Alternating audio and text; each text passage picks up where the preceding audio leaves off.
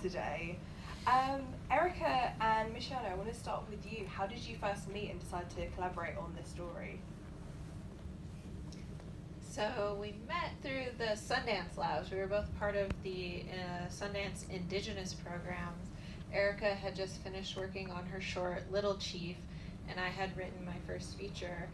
And about a year after we met at Sundance and got to spend 3 days together going to the festival, she sent me an Instagram DM and was like, hey, want to co-write this really awesome movie with me? As soon as she pitched it to me, I was like, there's no way I can say no to this. So yeah, I was just honored to be asked. And Erica, as you mentioned, in the intro to the film, obviously, you know, you've directed documentaries before, you've directed shorts and television, but what was it that made you want to direct Fancy Dance as your first narrative feature film? I just had this, like, idea in my head. I had been working in advertising for many years and working in publishing, and I lived in New York City, and I just remembered this dream that I had had of being a narrative filmmaker, and I quit my job and I moved up to Canada to a small reservation there, and I spent 3 years learning Cayuga, which is the language that you heard in the film. So I did a 3-year language immersion program in Cayuga, and when we were learning the familial words, we learned that the word you learn in the film, the word for mother is knoha, and the word for your mother's sister is knoha-a, which is like small mother or your other mother. And it broke open this like relationship to my community and my culture that I hadn't really had before, because like the patriarchy and colonialism have steeped everything so deeply that it's hard to kind of imagine what things would have been like 500 years ago, but the language has still got these like purities in it, and you could see the matrilineal relationships and the matriarchy that existed in the Haudenosaunee people prior to contact still intact in the language. And I was like, how can I bring this language that's only spoken now by 20 people, it's considered extinct, how can I bring the language to a modern day story and imagine a world in which young people speak the language fluently, and bring some of that matrilineal kind of love story to the front. And I thought, well, let's do like an auntie-niece road trip thriller love story. Mesh all these genres together, which is, for better or for worse, that's what we did. And it was sometimes sometimes you're writing, like I write for television, and sometimes you're writing for your job, and then sometimes you just have something that's sitting so heavy on you that you're writing it because you have to like tell that story. And this was one of those. And Tommy and Michi, what did you first think when you first, you know, heard about this project, came across the script? I tell everyone that when I read this script, I could not put it down.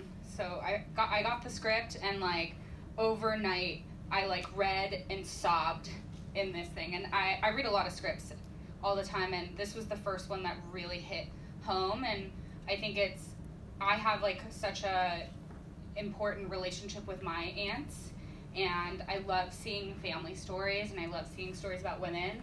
And so it for me was like, I was like, I need to do this movie. Like, this movie is for me. Like, I have to work on this, and I have to be a part of what we're trying to make. But it's just one of the best scripts, literally, I've ever read. So. I agree. You two are so incredibly talented, and I couldn't, like you, put the script down. And then I read it again. And it's so well done, and it's something that is important, but we don't talk enough about. We don't see enough of it. But it's also not done in a way where it's preachy. And so it's both, you can connect with it emotionally. And this was actually the first thing so we financed the movie, and it was the first thing we ever said yes to. And so it was an easy yes, and I'm so happy we got to work together. And can you tell us a bit about the casting for the film? Obviously, you know, bringing Lily Gladstone onto the film, but also Isabel DEROY-OLSON, who plays Jax as well. Yeah, so I had worked with Lily on my short film, Little Chief. We made that film in 2019. It premiered at Sundance in 2020. And fell in love with Lily Gladstone, just like anyone who sees her on the screen or meets her in person. They're an incredibly talented, gifted, and generous actor, but also an amazing human being. And Lily was attached before it was even a treatment. I had gone to Lily and I said, hey, the success of the short film, would you want to do something in the same world, different characters, and something bigger? And she was on board. And so Lily read all of our drafts along the way. She informed Jax and from the get. And it was, you know, people are now going to know Lily for Killers of the Flower Moon, which might have played here at the festival today. And she's just a juggernaut. Like, she's so incredible. And so when we had her attached, we were able to go to Tommy and the other producers that came on board and say, look, this is a good script, but we also have a vision for how we're going to bring it together. And we got our first grant money. We got $10,000 or something like that. And I remember turning to the producer, our other producer, Deidre Bax, and I said, we need to get a casting director. And this is before we had a financier, before anything. I was like, it's going to take years to find Roki. Like, I just know that she exists out in the world somewhere. And so we had watched dozens upon dozens upon dozens of tapes of really gifted young Native actresses for the part. And I still hadn't found her because I knew what Lily can do, and I needed someone that could challenge Lily and that wouldn't kind of fall behind her. And I was working on an AMC series called Dark Winds, and this Isabel's face pops up, and she was auditioning for a pregnant teen, a 17-year-old. And I was like, this child looks way too young to be a pregnant teenager. I was like, but I do need a 13-year-old in my movie. And I immediately reached out to our casting director, and I was like, find this girl Isabel and see if she will. And she read, and it was her. She was the Roki that had been waiting for us all that time.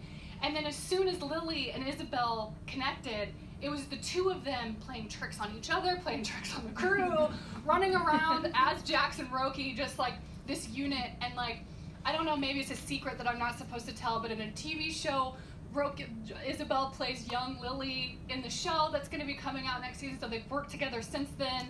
And Lily was working on a TV show up in Vancouver where Isabel lives, and they eat dinner together and send pictures. And so they were supposed to collide in this universe, and I'm just glad that it happened while I got to watch. They really are in Nice now.